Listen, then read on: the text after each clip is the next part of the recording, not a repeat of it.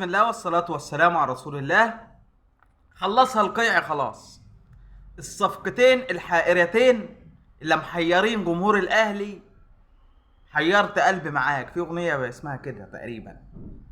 محيرين الاهلاوية بقالهم 3-4 ايام. صفقتين العصر تلاقيهم بعدوا، بالليل تلاقيهم قربوا من الاهلي. لا، هنقول لك الخلاصة.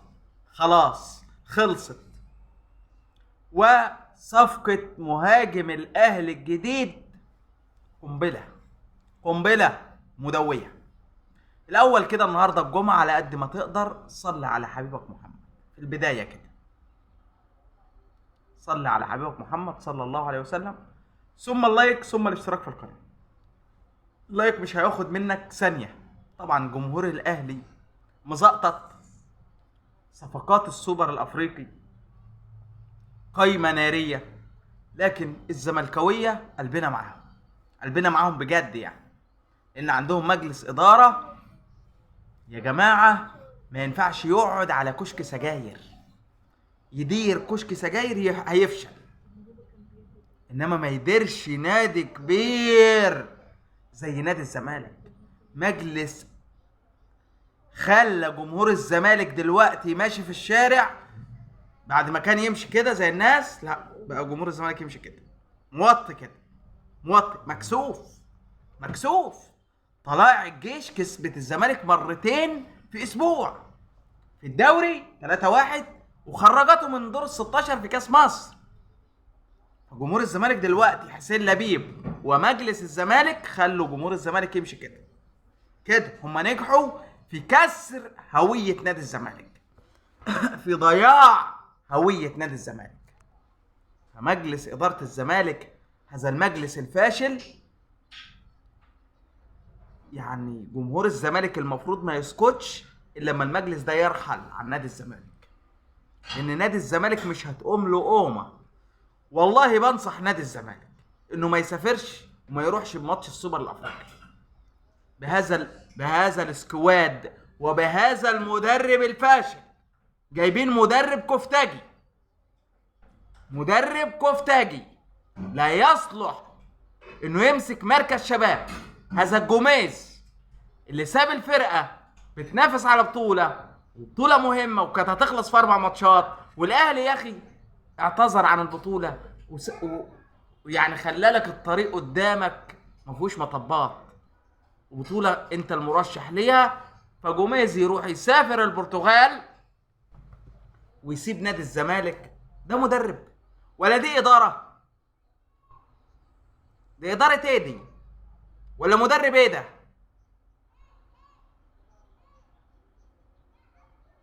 يسافر ويسيب النادي ويديروا على أحمد مجدي وبكيل أبو حلق في ودانه ده. حطت لي حلق في ودنه. بكيل اللي هو مساعد كولر ده، مساعد جوزيه جوميز ده. خسارة فيك الاسم بتاع جوزيه. يا جماعة الخير يا زملكاوية، انتوا هتروحوا السوبر الافريقي تعملوا ايه؟ برؤى بناصر منسي؟ ده ناصر منسي ده هيعمل تحديد نسل عند الزملكاوية يعني تحديد نسل اجباري. ناصر منسي، رؤى، مهاب ياسر اللي بيرمي تيشيرت الزمالك على الارض، زياد كمال، جوميز، هتروحوا تهببوا بيهم ايه؟ ده اقسم بالله تبقى فضيحه. ده الاهلي هيكسب بسكور، بقولها لك من دلوقتي قبلها بشهر او زياده. الاهلي هيكسب السوبر الافريقي ده بسكور، هيعدي ال6. وافتكر كلامي ده، تبقى فضيحه بجلاجل. ده مجلس ما ينفعش يقعد على مركز شباب، مش نادي كبير اسمه نادي الزمالك. لبيب وشلته، ما هو من ريحه ممدوح عباس. ما هو ممدوح عباس كان فاشل كده برضه في اداره الزمالك. ما هو حسين لبيب لممدوح عباس يا قلبي لا تحزن.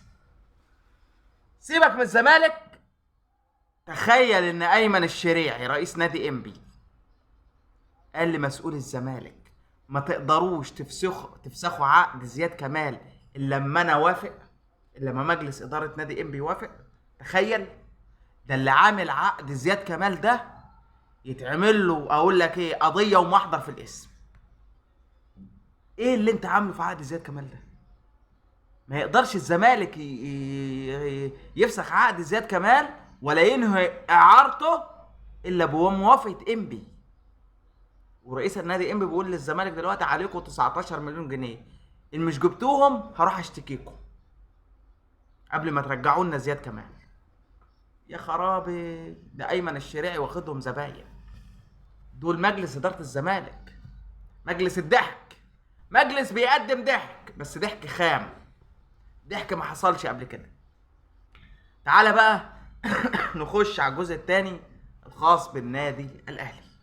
سبحان الله، النادي الاهلي لما تتكلم عنه في حته تانية خالص، ونادي الزمالك زي ما بقول لك مجلس ادارته ولاعيبته وجهازه الفني هيعملوا تحديد نسل اجباري للزملكاويه. انما مجلس اداره الاهلي ايه ده؟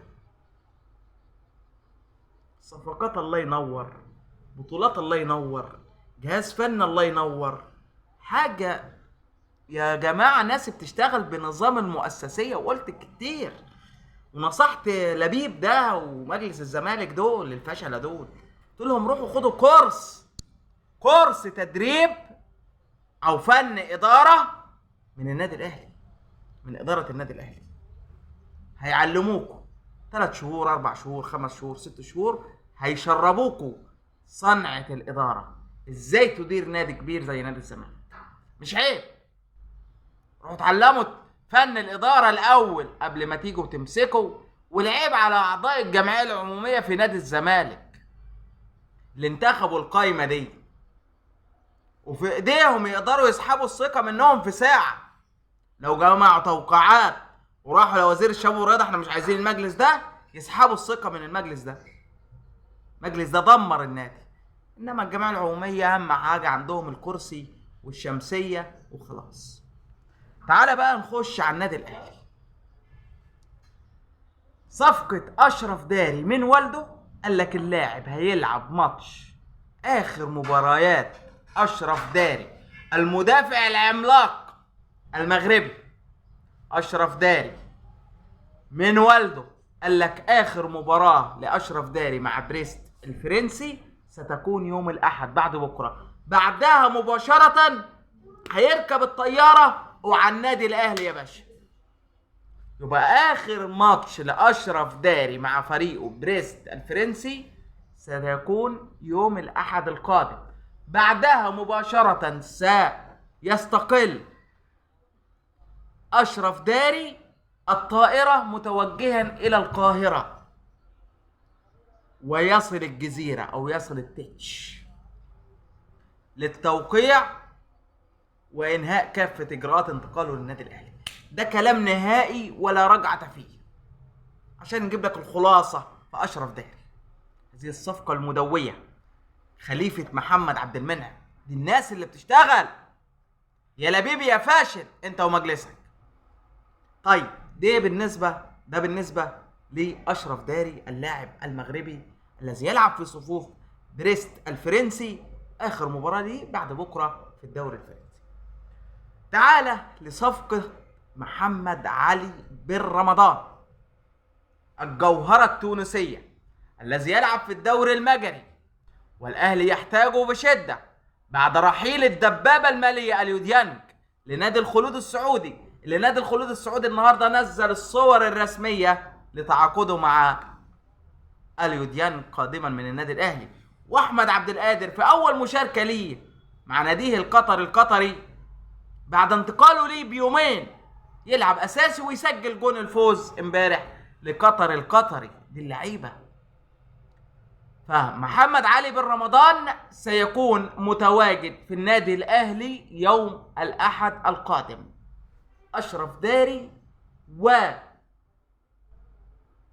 ومحمد علي بن رمضان هيجوا يوم الاحد النادي الاهلي لتوقيع العقود. مهاجم الاهلي الجديد متكتمين على اسمه لكن عرفنا جنسيته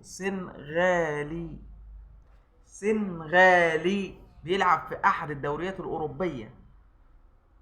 وكيل كولر هو اللي بيفاوض هذا المهاجم الاهلاوي الجديد. صفقة كولر. مهاجم بقول لك قنبلة. دمتم في امان الله، والسلام عليكم ورحمة الله وبركاته.